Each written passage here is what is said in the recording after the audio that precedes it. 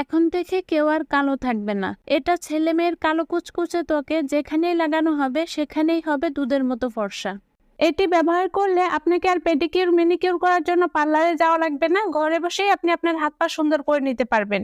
এছাড়াও গলায়, ঘাড়, কনুই বা হাঁটুতে জমে থাকা ময়লা পরিষ্কার হয়ে যাবে। এছাড়াও এটি কিন্তু আপনারা আন্ডার আর্ম বা কোণের দাগ দূর করার জন্য ব্যবহার করতে পারবেন। আর এই রেমেডিটি কিন্তু ছেলে এবং মেয়েরা সবাই ব্যবহার করতে পারবে। অল্প বয়সীরাও ব্যবহার করতে পারবেন। যাদের এই গলা ঘাড়ে কালো দাগ হয়ে গেছে সবাই এটি ব্যবহার করতে পারবেন। আপনি যদি আপনার গলা ঘাড়ের ময়লা তুলে গলা ঘাড়কে অনেক বেশি সুন্দর করতে চান, তাহলে আমি যে রেমেডিটি তৈরি করে দেখাচ্ছি এই রেমেডিটি তৈরি করে ব্যবহার করুন। তো এই রেমেডিটি কিভাবে তৈরি করতে হবে এবং কিভাবে ব্যবহার করতে হবে চলুন দেখে নেওয়া যাক। রেমেডিটি তৈরি করার জন্য আমাদের প্রথমে যে উপাদানটি লাগবে তা হচ্ছে নারকেল তেল। এখানে আমরা 1/2 চামচের মতো নারকেল তেল অ্যাড করে দিব। নারকেল তেল ব্যবহার করলে ত্বকের বলিরেখা দূর হয়ে যায়, ত্বক থেকে বয়সের ছাপ দূর হয়ে যায়। অনেকের ত্বক কুঁচকে যায়, নারকেল তেল ব্যবহার করলে ত্বকের কুঁচকানো ভাব দূর হয়ে ত্বক অনেক বেশি টান হবে, গ্লাসি হবে, খসখসে ত্বক নরম ও কোমল হবে। আরেকটু উপাদান অ্যাড করে দেব, সেই উপাদানটি হচ্ছে চালের গুঁড়া। ত্বক থেকে বয়সের ছাপ দূর করতে, বলিরেখা দূর করতে চালের গুঁড়া কিন্তু খুবই কার্যকরী একটা উপাদান। মোটামুটি 2 চামচের মতো চালের গুঁড়া নিয়ে নেব। এরপরে আমরা এখানে অ্যাড করে দেব লেবুর রস। লেবুর রসে থাকা ভিটামিন সি আমাদের ত্বকের জন্য খুবই উপকারী।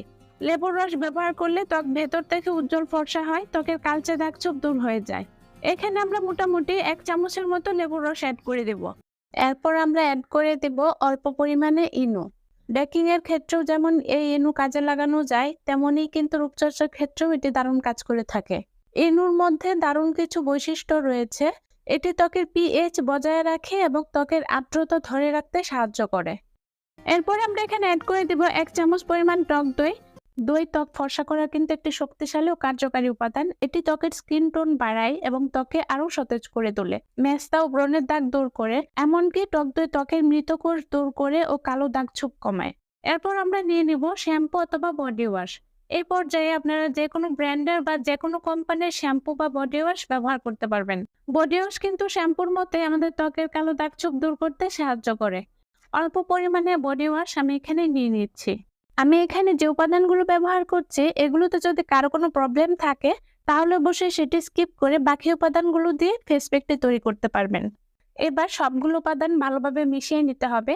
সবগুলো উপাদান ভালো করে মিশিয়ে নিলে যে রেমেডিটি তৈরি হবে সেই রেমেডিটি কিন্তু আমাদেরকে ব্যবহার করতে হবে।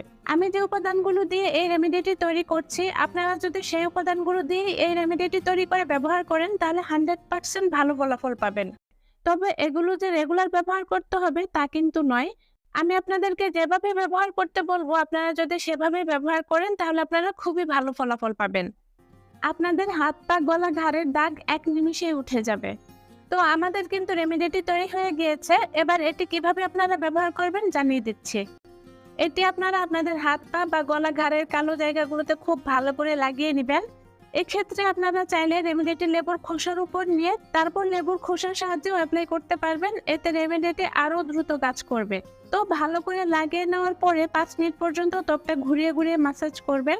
এভাবে করে যদি আপনারা 5 মিনিট পর্যন্ত ঘষেন তাহলে আপনারা দেখবেন গলা ঘাড় বা হাত পায়ে জমে থাকা ময়লা খুব সহজে উঠে যাচ্ছে। এরপর 5 মিনিট পর যখন আপনারা পানি দিয়ে ধুয়ে নেবেন তখন আপনারা দেখবেন আপনাদের গলা ঘাড়ের ময়লা একদম পরিষ্কার হয়ে গেছে, অনেক বেশি সুন্দর হয়ে গেছে। কারণ এটি অত্যন্ত কার্যকরী একটি রেমেডি। সপ্তাহে 1 থেকে 2 দিন এটি ব্যবহার করবেন। আর এটি গোসল করার আগে ব্যবহার করলে ভালো হবে, তবে আপনারা যে কোনো সময় ব্যবহার করতে পারবেন। আপনারা যদি আপনাদের গলা ঘাড় বা হাত পাকে সুন্দর করতে চান, গলা ঘাড়ের ময়লা পরিষ্কার করতে চান, তাহলে অবশ্যই এই রেমেডিটি ব্যবহার করুন।